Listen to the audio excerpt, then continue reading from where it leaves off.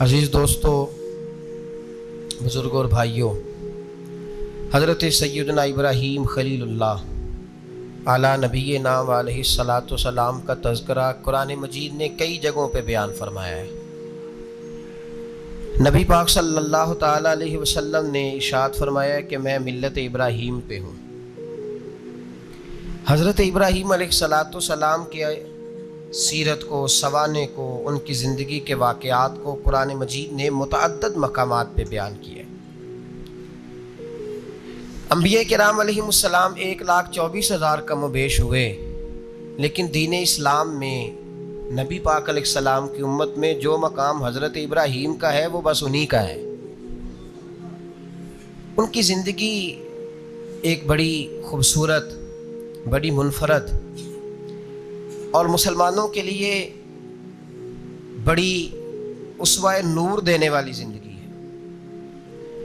نبی پاک صلی اللہ علیہ وسلم نے فرمایا، میں اپنے باپ حضرت ابراہیم کی دعا بن کے دنیا میں آیا ہوں۔ اور پھر محبوب پاک سید عالم صلی اللہ تعالی علیہ وسلم نے اپنی امت میں بھی جناب ابراہیم کے طریقے کو جاری رکھا۔ صحابہ نے قربانی کے بارے میں حضور سے پوچھا، ما ہذہ الاضحیہ، یا رسول اللہ صلی اللہ علیہ وسلم یہ قربانی کیا ہے؟ تو فرمایا، سنت ابیکم ابراہیم، یہ تمہارے باپ حضرت ابراہیم کا طریقہ ہے، یہ تمہارے باپ حضرت، حالانکہ قربانی نبی پاک صلی اللہ علیہ وسلم کا بھی طریقہ ہے، لیکن فرمایا تمہارے باپ حضرت ابراہیم کے ذکر کو باقی رکھا۔ اللہم صلی علی محمد وعلی آل محمد کما صلیت علی ابراہیم وعلی آل ابراہیم، ان کے تذکرے کو باقی رکھا دین کے اندر۔ حضرت ابراہیم بڑی امتیازی شان والے نبی ہیں، بڑی امتیازی شان والے۔ رب کریم کا وہ دوست جس نے کوئی چیز بچا کے نہیں رکھی، ہر شے ہی اپنے رب کی بارگاہ میں پیش کر دے۔ چند چیزوں سے انسان کو بڑا پیار ہوتا ہے، گھر اسے بڑا پیارا ہوتا ہے۔ وہ بڑا خوبصورت ہوٹل، 5 سٹار ہوٹل میں رہا، وہ اسلام آباد گیا، کسی سفر پہ گیا تو بڑے اعلیٰ قسم کے اس کو کھانے ملے، بڑی چیزیں ملی، لیکن کبھی دائیں کروٹ کبھی بائیں کروٹ۔ تو ساتھ بیڈ پہ دوست تھا تو اس نے کہا، صاحب سو جاؤ، تو اس نے کہا، یار جو مزہ اپنے گھر میں سونے کا ہے وہ کسی اور جگہ تھوڑی ہے۔ گھر بڑا پیارا ہوتا ہے، انسان لگاؤ ہوتا ہے، جس بے تکلفی سے، سکون سے، آرام سے انسان اپنے گھر میں وقت بتاتا ہے، کہیں اور مشکل ہو جاتا ہے۔ دوسرا، انسان کو اولاد بڑی پیاری ہوتی ہے، بڑی عجیب شے، نہ ہو تب بھی بڑا دکھ ہے، اور ہونے کے بعد بھی اس کی بڑی آزمائشیں، یہ بڑی ایک میٹھی چیز ہے۔ اولاد ایک بڑا عجیب سا میوہ ہے، پتہ نہیں یہ کس انجیکشن کا نام ہے کہ چھاتی پر چڑھ جائے تو اللہ سکون عطا فرما دیتا ہے، پتہ نہیں کس ٹھنڈی دولت کا نام رب کریم نے اولاد رکھا ہے، بڑی پیاری ہوتی ہے اولاد۔ پھر تیسری چیز، انسان کی اپنی جان ہے، اور یہ اتنی قیمتی شے ہے کہ اللہ کریم نے فرمایا کہ اگر تیری گردن پہ کوئی آدمی پستول رکھ کے، تلوار تیرے گلے پہ رکھ کے کہے نا کہ رب کا انکار کر دے ورنہ مار دوں گا، تو فرمایا وقتی طور پہ میری ذات کا انکار کر پر جان بچا جا۔ اگر تو مرنے کے قریب ہو گیا ہے اور حرام شے کھائے بغیر تو بچ نہیں سکتا، مر جائے گا، تو فرمایا چل تو اس طرح کر، حرام کھا کے جان بچا، پر جان بچانا فرض ہے، ضروری ہے۔ وطن بڑا پیارا، اولاد بڑی پیاری، جان بڑی پیاری، پر حضرت ابراہیم سے رب کریم نے فرمایا چل ابراہیم کوئی چیز دے، تو کہا یا اللہ تینوں ہی تیرے نام پہ قربان کرتا ہوں، تیری ہوئی ساری، ہر شے تیری۔ حضرت ابراہیم نے جب دین کے لیے نکلے تو جد و جہد کی، گھر کے اندر بھی گھر کے باہر بھی۔ آپ کے والد کا نام طارق ہے، وہ توحید پرست تھے، ایماندار تھے، پرہیزگار تھے۔ آپ کے چچا کا نام آزر ہے، وہ بت پرست تھے، بت بیچا کرتے تھے۔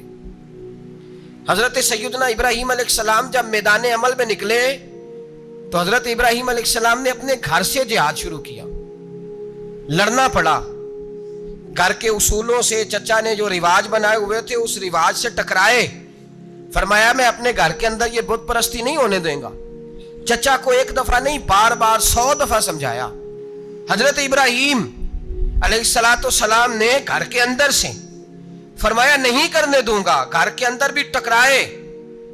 फरमाया तुम जो भी हो पाश पाश किया चचा के उसूलों को, और बाहर जब निकले सुपर पावर नमरूद दुनिया का वाहिद हुक्मरान था उस वक्त, दूसरा कोई हुक्मरान ही नहीं था, अकेले हुक्मरान से जाकर टकराए।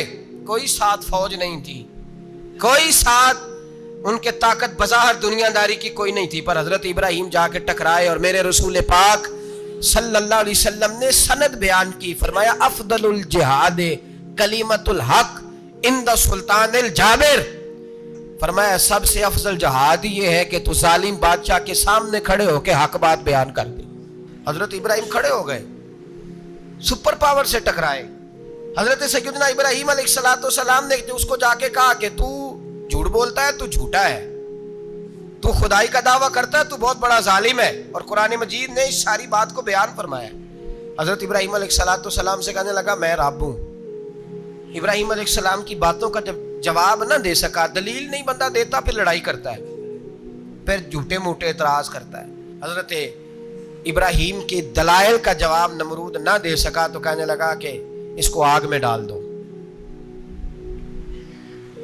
कौम गई हुई थी सारी, आपने बात सुनी हुई है, मैंने सिर्फ इशारा देना है मेले पे। तो हजरत सैयदना इब्राहिम अलैहिस्सलाम ने सारे बुत तोड़ दिए, कुल्हाड़ा बड़े बुत की गर्दन पे रखा। वापस आए, कहने लगे बुत किसने तोड़े हैं? तो फरमाया इससे पूछ लो जिसकी गर्दन पे कुल्हाड़ा है। कहने लगे ये तो बोल ही नहीं सकता। तो फरमाने लगे बड़े बेवकूफ हो जो बोलता ही नहीं, सुनता ही नहीं, अपना आप नहीं बचा सकता, उसकी पूजा करते हो। कहने लगे पकड़ो, दलीलें खत्म हो गई, इसको आग में डालो। बहुत बड़ी हवेली 45 फुट मुरब्बा पे मुश्तमिल एक हवेली बनाई गई और 45 फुट ऊंची। मुख्तलिफ रिवायात लामा इस्माइल हक्की कहते हैं कि 3 महीने तक नमरूद ने कहा कि इसके अंदर लकड़ियां डालो।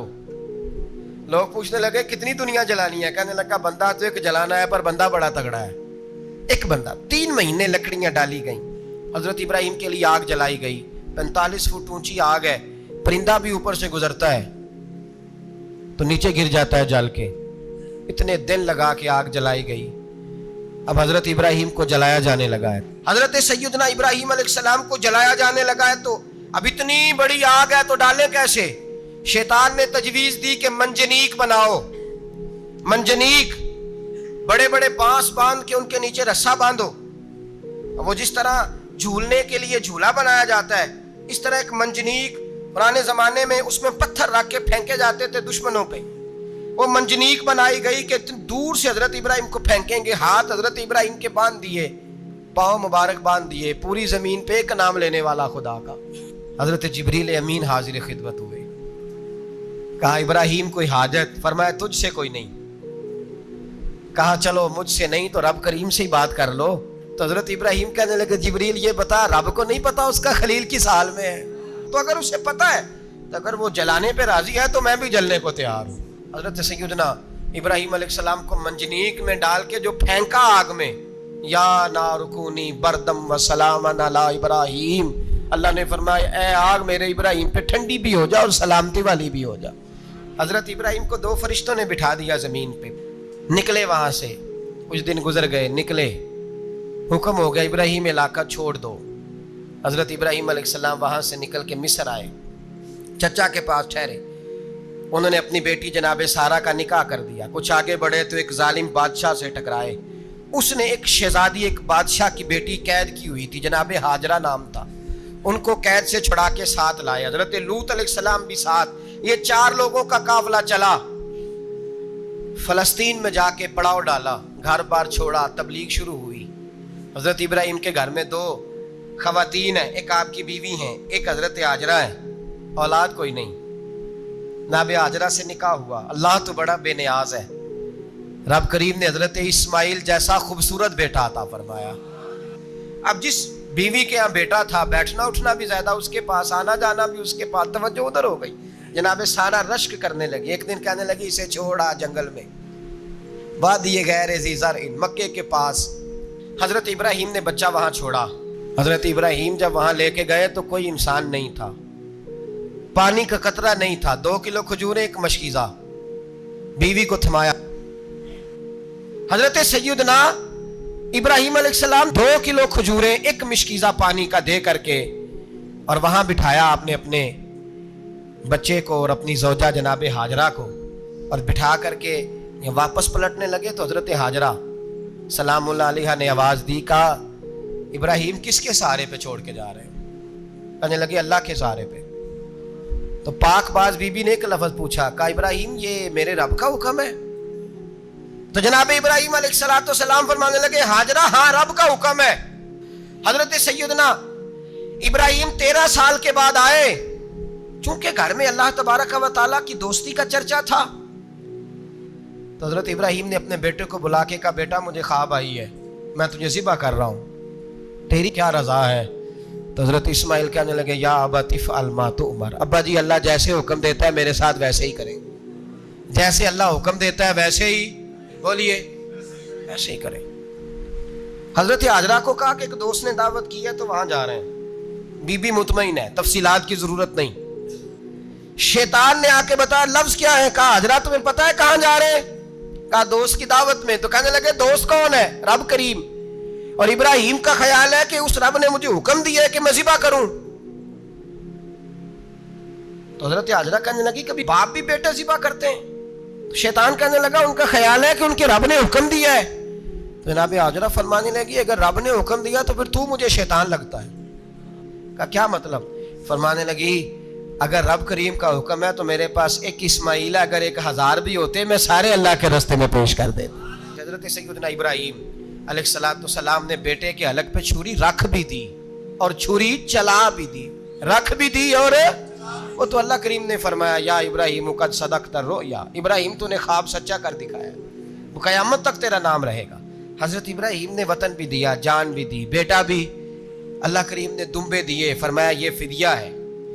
اب یہ قربانی قیامت تک حضرت ابراہیم کے طریقے کے مطابق جاری ہے۔ یہ قربانی حضرت ابراہیم کا طریقہ ہے۔ حضور نے اگرچہ نبی پاک کی اپنی سنت تھی، یہ بھی کہہ سکتے تھے سنتی و سنتی ابیکم ابراہیم، میری سنت ہے اور تمہارے باپ ابراہیم کی سنت ہے، یہ نہیں فرمایا۔ جب صحابہ نے کہا قربانی کیا ہے، فرمایا سنتی ابیکم ابراہیم، یہ تمہارے باپ ابراہیم کی سنت ہے۔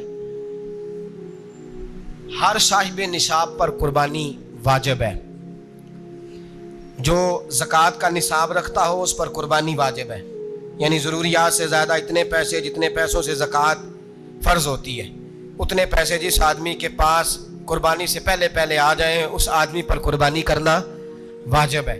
بکرا، چترا، دمبا 1 سال کا یا دمبا 6 مہینے کا ہو پر اتنا بڑا محسوس ہوتا ہو کہ لگے کہ 1 سال کا ہے، اس کی قربانی ہو سکتی ہے۔ جانور میں کوئی عیب نہیں ہونا چاہیے، اتنا کمزور نہ ہو کہ ذبح جہاں اسے کرنا ہے وہاں وہ چل کے جا نہ سکے، اتنا کمزور جانور نہ ہو، اس کے اندر بظاہر کوئی اتنا بڑا نقص نہ پایا جاتا ہو، کانا نہ ہو، لنگڑا نہ ہو، کوئی اس کی ہاتھ نہ کٹے ہوئے ہوں، ایسا نقص جو واضح ہو۔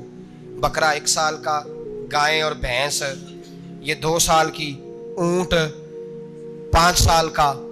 اب اس میں یہ ہے کہ ہمارے بہت سارے دوست چونکہ ہم دیہاتی لوگ ہیں تو پوچھتے ہیں کہ دوندا نہیں ہے تو چوگا نہیں ہے، تو یہ ہماری پنجابی کی اصطلاحات ہیں، پنجابی کی۔ شریعت اسلامیہ نے سال بتائے ہیں، یہ تو ہم نے اپنی آسانی کے لیے یا دیہاتوں میں جو ماحول تھا اس طرح کا جانور لیں، خوبصورت جانور لیں۔ جو نصاب ہے وہ بھی میں نے آپ کو بتایا، لیکن ایک اور پہلو بھی ہے، نبی پاک صلی اللہ علیہ وسلم پہ زکوٰۃ کبھی فرض نہیں ہوئی، کبھی حضور پہ زکوٰۃ فرض نہیں ہوئی۔ نبی پاک صلی اللہ علیہ وسلم کے پاس اتنا سرمایہ کبھی اکٹھا ہوا ہی نہیں کہ زکوٰۃ فرض ہو، لیکن نبی پاک کے صحابہ فرماتے ہیں کہ مدینے کے 10 سالوں میں اللہ کے رسول نے ہر سال قربانی فرمائی ہے، ہر سال قربانی دی، اور جس سال حضور حج کرنے گئے اس سال اللہ کے نبی نے 63 اونٹ ذبح فرمائے، اور حضور صلی اللہ علیہ وسلم جب اونٹ ذبح کرنے لگتے نا تو صحابہ کہتے ہیں اونٹ خود دوڑ کے حضور کے سامنے آ کے لیٹ جاتا، اور نبی پاک اسے ذبح کرتے اور فرماتے ہیں ایک دوسرے کو دھکے دیتے اونٹ کے، پہلے میں نے جانا ہے ذبح ہونے کے لیے، پہلے میں نے، انہیں پتا تھا کہ جو مصطفیٰ کے ہاتھوں ذبح ہوگا وہ تو دائمی زندگی پا جائے گا، یہاں بھی وہاں بھی زندہ۔ 63 اونٹ ذبح کیے، ایک اونٹ میں کتنی قربانیاں ہوتی ہیں؟ 7۔ اب 63 کو 7 سے ضرب دو گے تو کتنی بنے گی؟